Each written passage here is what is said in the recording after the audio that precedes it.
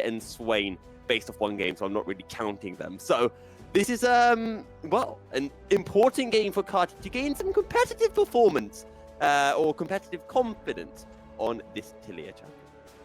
Well, how is he so bad at Talia? I don't know. What? No, okay, interesting. That's, we're gonna have to see if they can turn that around, or if this is gonna go, or if the trend is going to continue. Has a bit of extra rock behind him this time around with Kiara on the top side. But just pretty basic starts coming out from both junglers. Going to be spotted straight away is Levi, so going to have to see how they use this information. As Raptor starts is the name of the game, with these little jungle pets doing so much damage to the creeps, and both these champions are having pretty solid AoE clears. But okay, into this Yone. This is not a champion on the other side that we'd associate that much with Yardo either. I don't know if he's actually ever played the Yone. He probably has played at least one game. Yep, I looked it up. Ooh. One game of Yone. That's like my entire job on a broadcast, Barbie, is to like check up cool stats. And you're taking that from me. So instead, I'm going to throw you back another stat, which is going to be the 4 games that Carty has played. 2 of them were against Saigon Buffalo. So all 4 of these games were last year in 2022. 2 of the games were against Saigon Buffalo. 1 game was against Team Wales. And as I mentioned before, Carty lost all of them. His 4th game was actually probably his best performance on Talia. Who do you think that game was against? So Buffalo, Wales, teams that GAM lost games to. Shit, that's kind of fairly big number. I imagine it's going to be one of the strange ones. Maybe, did they lose a game to Genius at all? Not even close. No. Okay.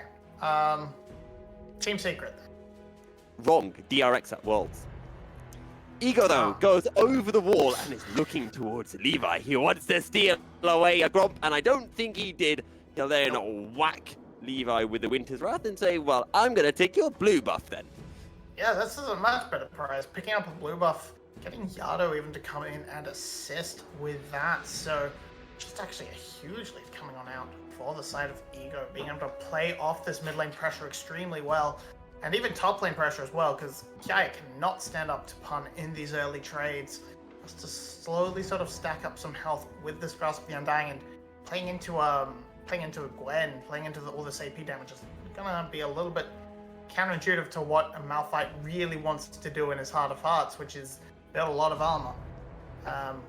Can still get a decent amount of value out of, say, the plated steel caps, but yeah, he might have to look a little bit closer to something along the lines of the Abyssal Mask, maybe, as an option for some AP, just to keep himself a little bit topped up. As Yana going quite aggressive, Ron, OP, and Ego just hanging out in the area.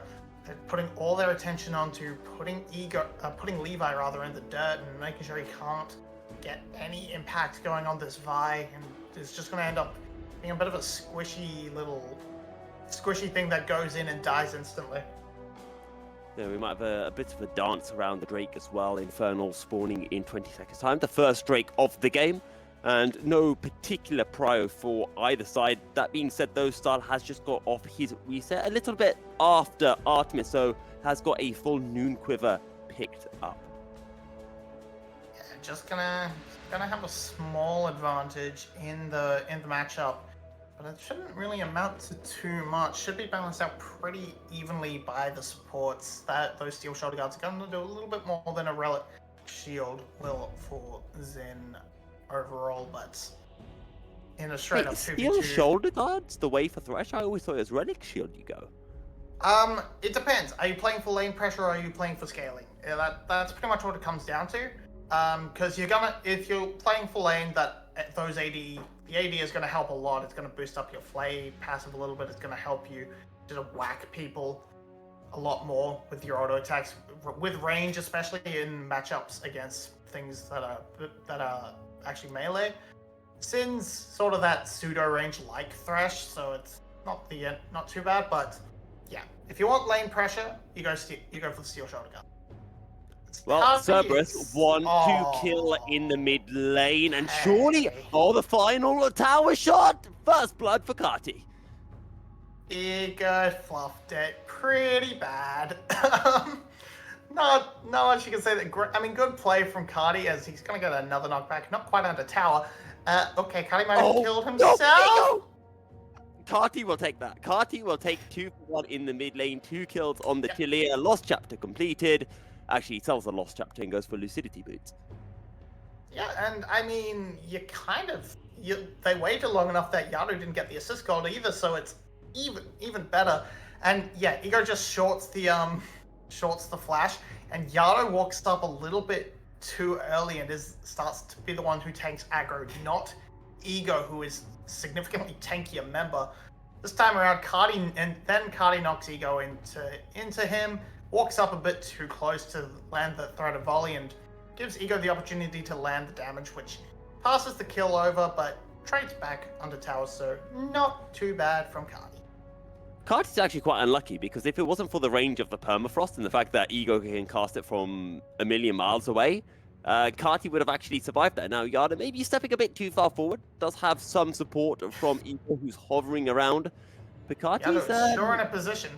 Oh, Glacial Prison right into the Fate Sealed, and that's going to be a kill going the way of Cerberus. Ego takes a lot of damage from the tower shot, and Levi finds a kill onto Yado, so 1 for 1 in the mid lane.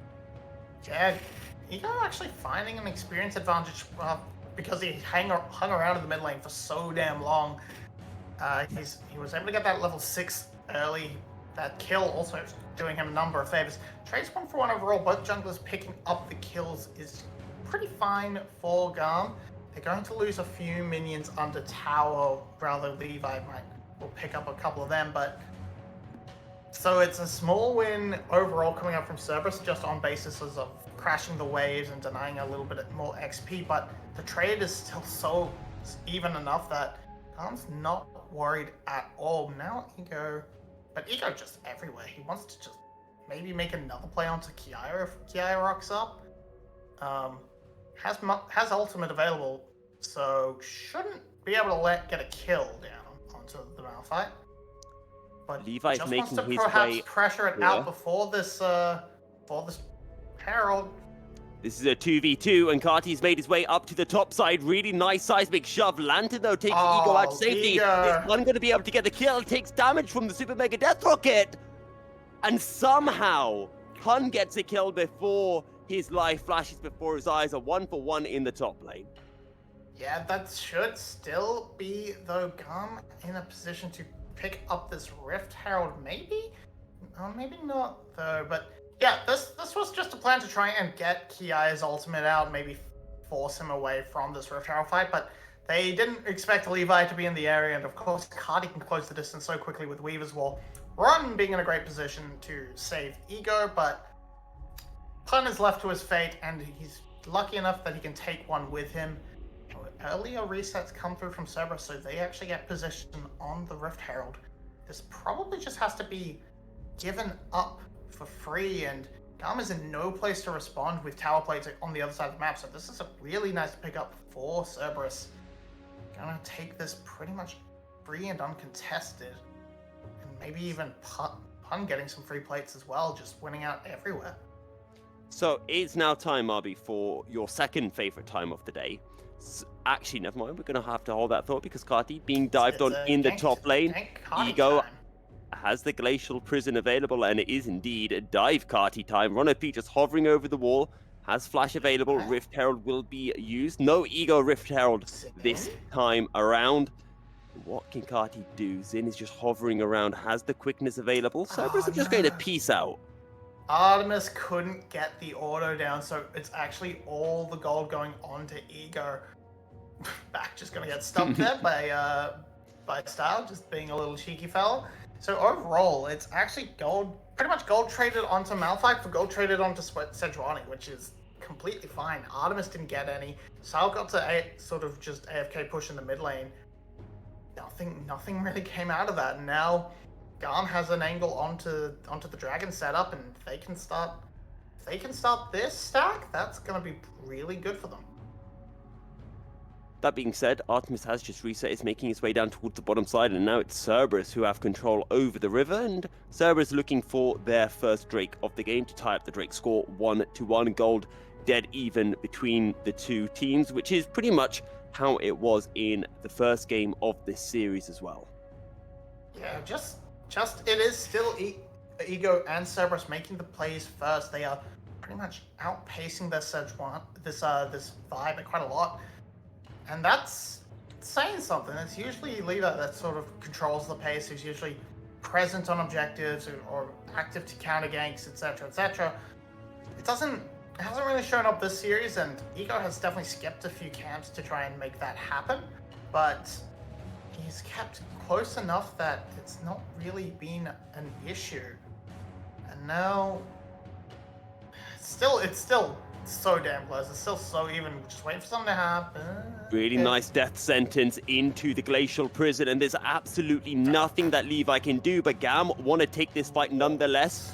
Lantern, though, takes Ego out to safety, and Cerberus will take their single kill, and they will make their merry way back to safety. Why did Stav just point blank an ultimate into a full health Sejuani with passive? That was a choice. And now Malphite teleported. Wow, that was a. GAM was looking for something that just didn't happen. Now Pun gets free reign with the tower. They wasted so much time, and now they're gonna reset in the face of an Aphelios. No wave, so not actually gonna be all that bad. They're gonna keep some plates. They should be able to get there to contest that at least, but okay, Yada's going on to Cardi. Trading hard, jumps back, uses the Fate Seal to pull the Vi all the way under his tower, knocked out of his tower, but here comes Ego. Yada trying to sidestep on the threaded volley. Somehow still alive, and it's all on Ego, but it's the 1v3. Zin to the rescue. Levi will survive, and Zin deservedly claims the shutdown goal. I mean, look, I'm just saying, if Cardi had gone for the Leandri's build, which is the thing you should be doing, that would be a dead Yado, but Levi's would he have had away on the skin of his teeth. Would he what? Would he have had the mana to do it? Probably. Lost Chapter does a lot of work. Yeah.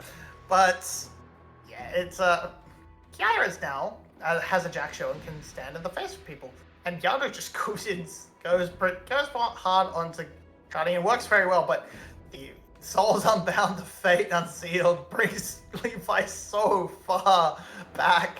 Can't quite land the final bits of damage Ken Cardi, and I'm flabbergasted that Levi actually survived this. The heal, the Gleaming Quill. 2 shields and a heal, yeah. That's the Gleaming Quill buffs that you thought didn't actually do anything coming in clutch there. Might be paired as well with a Revitalize, some extra healing as well then for Zin, because he has gone Resolve in the secondary tree. Right, I have a very final stat for you, Marby. I promise I won't do another one this game. How many career games do you think Ego has on Sejuani, and what do you think his win rate is? Sejuani? I don't think he has very many. I think this is... Hold that. Nope, I'll just ult to safety. I think this might be his first. I don't think Sejuani was particularly meta when in the last splits he played. And this is his first one of the splits, so... First game. You know what? 50 points to Gryffindor. It is his first ever game. Engage coming through, though, from GAM under tower. Here comes Ego. Very nice Glacial Prison, but Starla able to get 1 kill already. And now Ego in a 1v4, trying to get the minion wave as quickly as possible. Seismic shoved out of tower. Someone buffed the tower, did no damage at all. Yeah, but he did the job he came to do. He bought so much time for White Gun Aphelios to tear through the mid bot lane tower, get first brick. Now he's going to tear through a bottom tower as well, because Aphelios is a good design. And then he just did 200 years on 2 turrets. 100 years of turret. What a guy. What an Aphelios. Look at that. After all of that, the gold is dead even, but critically it is Artemis who has a lot of gold, which is the exact opposite of what we saw in the previous game, where Artemis was very gold starved. And let's not forget, by most standards, we'd say that Artemis is probably the biggest veteran and the consistently highest performing ADC in the league. Yeah, this was a pretty decent effort from OP to try and to save Yado, and he does the job. He saves him pretty well. But then Ego works hard to destroy the wave so they can't kill the tower. It means he trades his life for it, but it serves the purpose. It buys the time. Man, the nerves of Yado there. Did not cancel the bag, just kept it going. He knew he was safe, man. God damn. Anyway, Dragon for GAM, they're doing alright. They're happy. They've gotten control of the mid lane towers. They're feeling pretty comfy with this ability to push into an objective. The Ego is here. Cerberus Make his way into the pit. definitely want to contest this. There is the Lantern available. Drake, though, secured by Style. As in comes Yado from the side. Yado flashes back, takes a lot of damage, and is burning down. Tries to heal up off the blue buff, will survive, but there is a fight going on the river still. Ego will eventually die, and Style is excited. Throws out the autos. Levi almost falls to pun, but in the end, it is just GAM who pick themselves up 3 kills for nothing, or 3 kills for 1. Trying to start that fight after the dragon fall. Well, admittedly they tried to start it before the dragon fell down, but with that dragon going down to the side of GAM, it meant that Jinx was just excited the whole damn time. It's actually the zap clipping the wing of the dragon that gets the final kill. Yado does their best to try and kill Jinx, but she's just pumping out so much damage. Gets the kill onto Ron P, which cancels out the box effect. Let's just wreak havoc onto these members. Felios dips because fair enough, but that's 3 kills, and pretty much almost a 4th onto Yado. That means that GAM just full control. Pick up another dragon. They're well on their way to knocking this out of the park, and that's a lot of damage from a Jinx.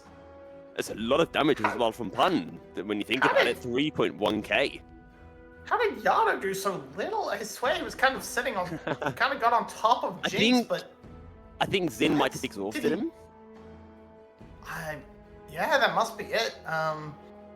That's the only reason that makes sense, other than he whipped everything, but... Even if exhaust was used, exhaust was what, 50% damage reduction? Something like that? Yeah, would have done, what, 500 damage?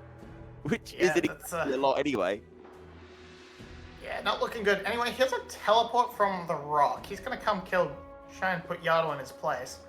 Yado tries to get over the Weaver's wall unsuccessfully. There's a lantern able to get out just before Levi cancels it with the BQ. Yeah, can't quite get on top of it. Didn't put a control ward down. So misplay by the side of GAM.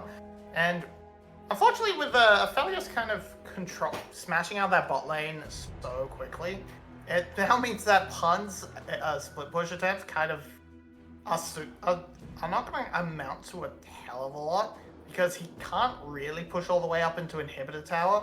He really would ideally want to be on the top side split pushing, but that's where the state of the game is. Everybody's up around the Baron pit. That's an interrupt onto Xin. Should be okay with that Battle Dancing Grand Entrance combo, but now Pun's looking for the flank. But it is just and let's not forget, can't CC anyone in place. Cerberus aren't in a terrible situation. Yes, they're 4 kills down. They've only got 1 Drake compared to 2. But in terms of gold, which is what really matters, they are 1,500 gold down. And Artemis does have a fair bit of gold, even if Style is 2-0-4 and has an item advantage right now. Artemis should be completing what I think is going to be an Infinity Edge relatively soon. Yeah, it's sort of going to be interesting to see a gold spread, because from last time we saw the gold, which was admittedly a while ago, Yado was so far in the dirt. Ego was above him in gold. Pretty much everybody except the supports had more gold in them than Yado, and he hasn't really improved his situation much since then. So this unit is completely anemic and not able to be that threat onto Jinx that GAM really wants it to be.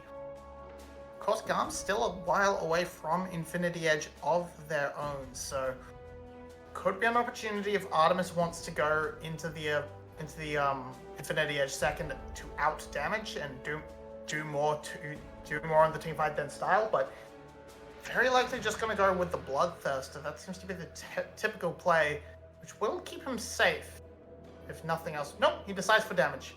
love to see it. Ever since you said that Yado is a bit anemic, I've been trying to think, how do you get rid of anemia? And I think it's what you need to get iron, right? Yep. Which you can't really use for League because that means you've got to get down into iron, which is not exactly where you want to be. Well, if we mix our references and our medias, we Get could some say Minecraft? get some iron price going, start paying the iron price and getting some gold going. Yep.